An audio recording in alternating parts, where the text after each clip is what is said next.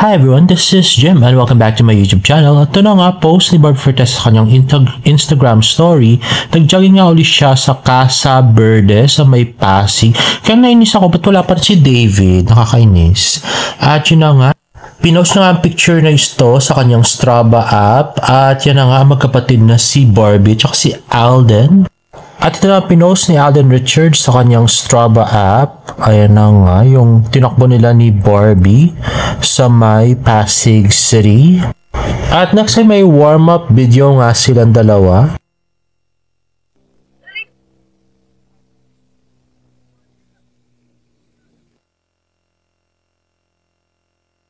Ay wow, grabe, binuhat ni Alden.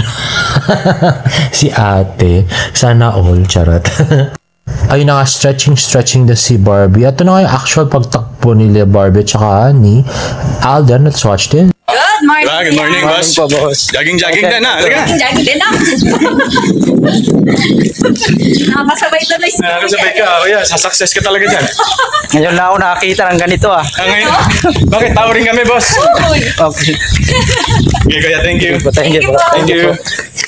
At ito nga, nito nag-upload, dumaan kami dito, sabi ni Idol Poydi, magpa-picture, sabi niya sa akin, sama ka na, kunan mo ng video habang tumatakbo. Tayo kasama niya si Barbie. Umuwi na sila, ang ganda ni Barbie. At pinasama pa ako sa pag-workout, pinakunan niya sa akin ang video habang tumatakbo kami. At next na post ni David Licauco, or rather ni Kenzie, si David Licauco sa Sobra Cafe, lamig, David Licauco. Uy, grabe, ang cute niya dito. Parang parang magazine photoshoot, no? Napaka-perfect niya. Kahit mainit siya suot yung jacket. At yun na nga, si Jorel Valmores na nasa Sobra din. So, mukhang kumuha sila ng content. At kasama nga si Miss Isabel Bulatao at si Jonathan Perolino. At ito, repost ni David. Ay, grabe, ang daming pagkain sa harap ni David, sarap. At next naman ay post ni Sir Nathan Perolino, mukbang pa whole day sa Sobra Cafe. Ay, sana all. At next naman ay post ni Barbie Fortes, mukhang nag-cafe na naman siya. At ang tanong ay sino kaya ang kasama ni Barbie?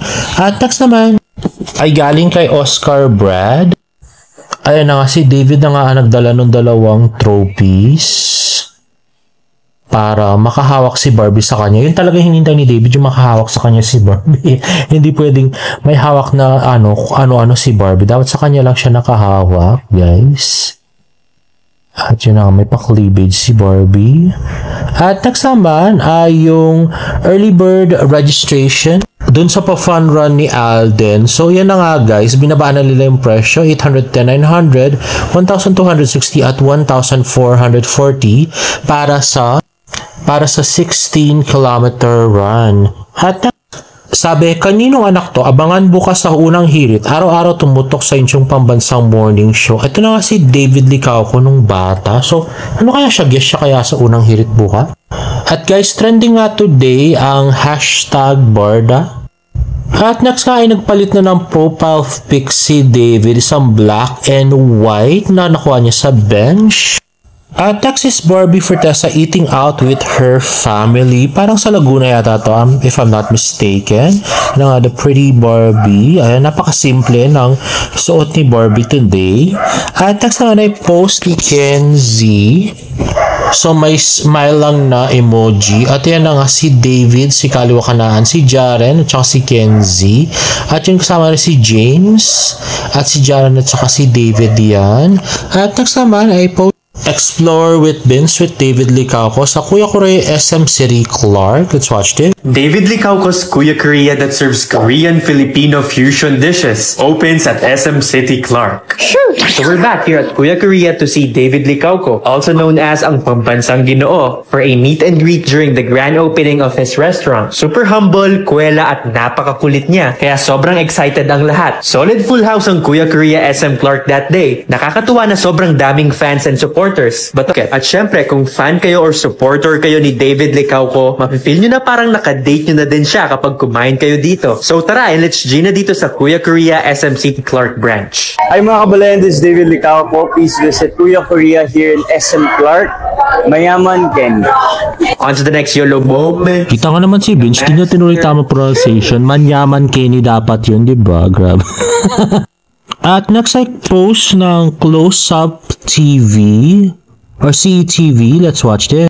Big news, CTV fam! This summer is about to get even hotter because Close Up is dropping a brand new interactive music video featuring an alternative rock version of Moving Closer, starring none other than Philip and the fan favorite love team, Varda.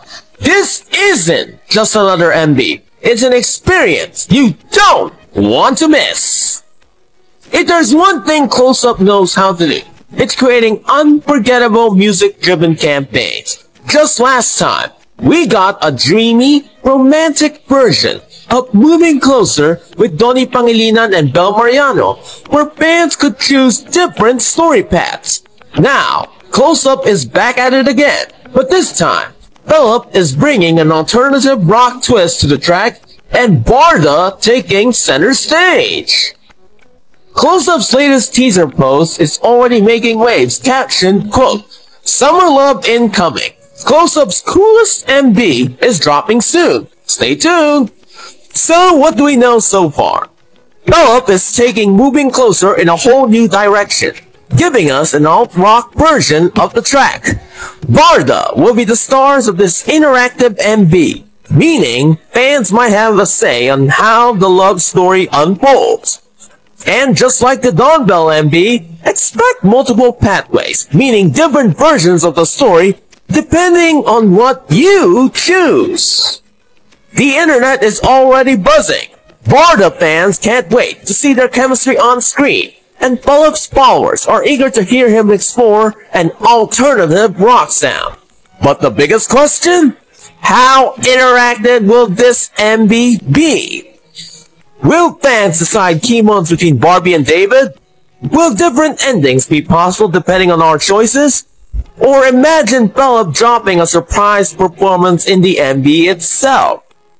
Even industry experts are weighing in, saying this move is a genius way to showcase Philip's artistic range while capitalizing on Varda's rising popularity.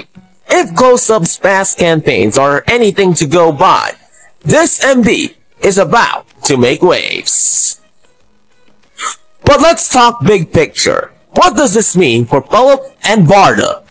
For Philip, this is a chance to introduce his alt-rock sound to a mainstream audience. Could this be the start of a fresh era in his solo career? For Varda, this campaign might just solidify them as one of the most in-demand love teams today. More projects? More endorsements? It's all on the table. And as for P-pop and OPM, this fusion of music, love teams, and brand storytelling could set a new trend for interactive entertainment. Will more bands follow suit? And let's not forget, Close Up's past MVs have hit millions of views. Could this one be a record breaker? The countdown is on, CTV fam. Will Philip's rock version of Moving Closer be a game changer? And what surprises do you think the interactive MV will have? Drop your thoughts in the comments section below. Ayun na nga guys, so we get to choose which ending yung sa music video. So para maganda yun kung may multiple endings. Sana maraming yung music video, maraming version, mga 3, 4 ganyan. Iba-iba yung ending. Anyway guys, if you like this video, please give it a thumbs up and please subscribe to my YouTube channel for more Varda updates. See you in my next vlog. Bye!